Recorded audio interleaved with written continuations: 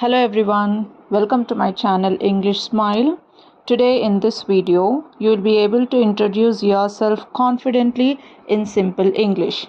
Like my name is, na peru. When to use it? When introducing yourself. Example, my name is Ravi. Next, I am from. Nenu dash nundi vachanu.